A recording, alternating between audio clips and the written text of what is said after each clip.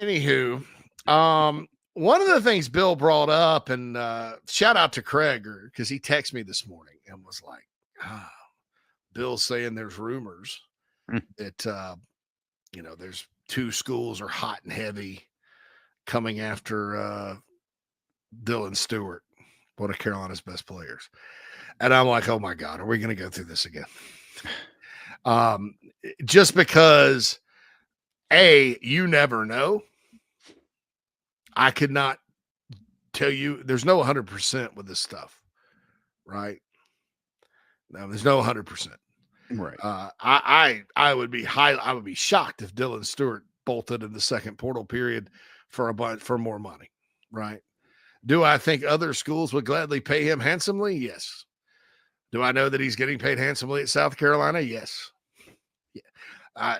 I think with Dylan specifically, and Bill and I talked about this, that's a kid that could have gone anywhere he wanted out of high school. So, unlike a guy like, say, Nick Eamon-Warre, who I was told one time, sometimes Eamon-Warre would kind of not say think about leaving, but, he'd kind of bring it up. And I'm sure his agent took some calls and stuff. But he was a one-offer guy that got a Virginia Tech offer, committed to South Carolina. That's all he did. He wasn't Nick Saban wasn't in his living room, and you didn't have all the, and that's addictive for these kids. I mean, you've heard the phrase de-recruitment.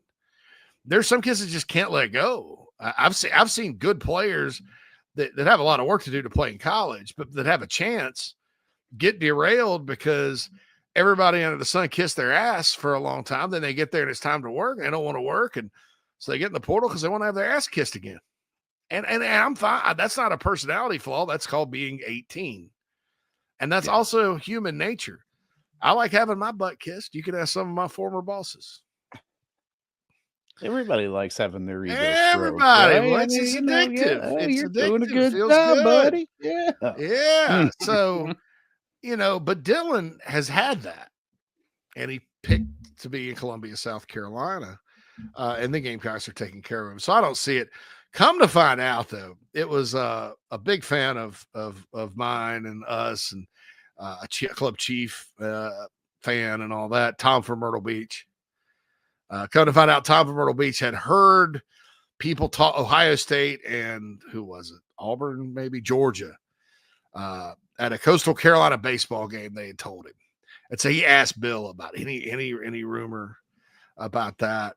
And I was like, oh, well, that's that kind of talk is, I mean, you all the stuff you heard about Lenore Sellers back in the day, which primarily came from Auburn boosters talking to their friends, and it got out, that kind of thing. So what are your feelings on the spring portal period?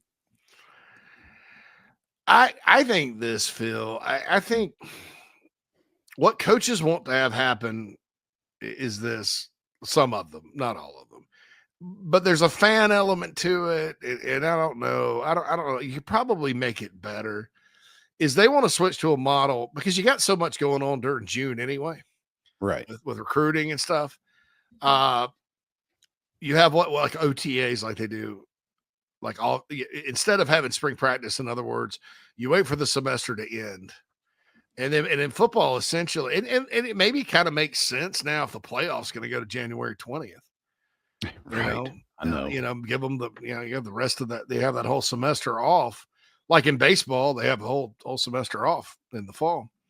And the reason for that is, well, most of your high school players and JUCOs enroll early, but not all of them. There's still some that, just because of academic calendar issues and things like that, they don't graduate early. What they want to go to prom, whatever.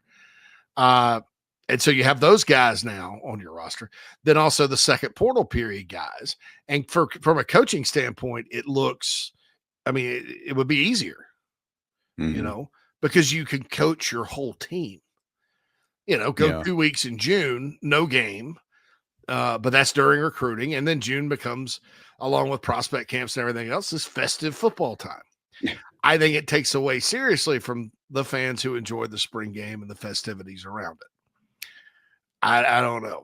I don't know what they need to do. I think with, the emphasis on revenue these days, you can probably get like what's called a football showcase weekend together in the spring, have the guys that are there go out and run drills and maybe play a little 7-on-7, do a lineman challenge like they do at camps, open up the stadium, let people come in, charge for get a ticket to get unlimited autographs and photos. Everybody gets to meet the players on the field, and the fans would be happy. The actual game, as long as they get to see something, oh, that guy looked good running 1-on-1s, whatever. I think they could replace it. And then the other, but as far as actually working on next season's football team, June will be much, much better than spring, because you have your whole, in theory, you have your whole team. There's going to be a few here and there that, that's going to be in August, but very few players out of high school come in August. They all come in June, some July, but mostly August. So, and then if you keep the second portal window, then obviously that's that you can still set your roster.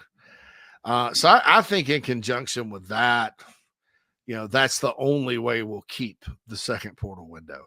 Yeah. I think that honestly, it's probably going to go away. But I think it should. Yeah. The bottom line too on all that though is, as we found out with this Wisconsin thing, there's no rule against a player getting out, leaving a school, unenrolling, and going to another school, and just showing up there.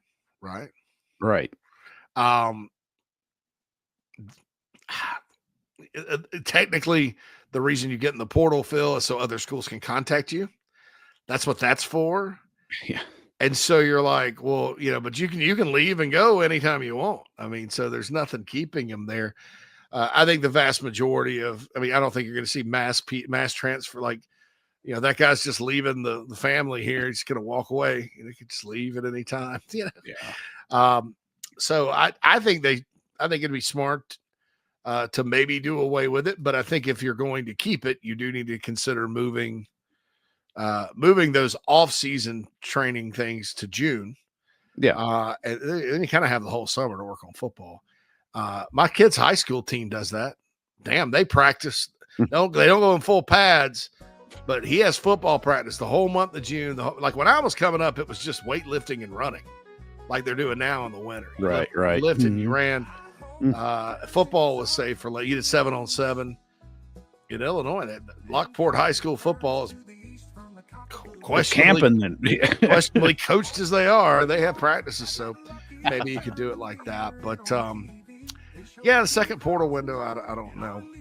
I'm not a fan. I think as much as these coaches decry what the spring games and all of that, it was like that wouldn't be an issue if there were no second portal period. If the spring portal window were not there. And I still maintain that's ridiculous. I think Matt Rule and those people, they're more I think there's a lot of reasons not to have a spring game, including injuries. Right.